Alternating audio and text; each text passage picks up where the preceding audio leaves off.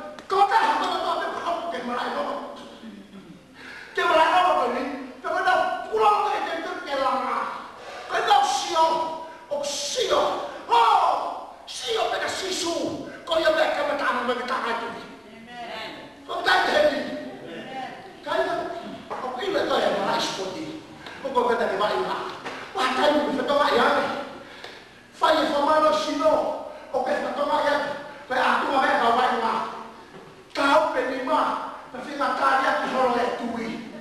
Desi o tota hawa. Toko ni e pui o whingatāria ki. Man pipa o kāwe. Hallelujah. Tamai mo whaka kristiano. Me tau hopu te mai ko ni.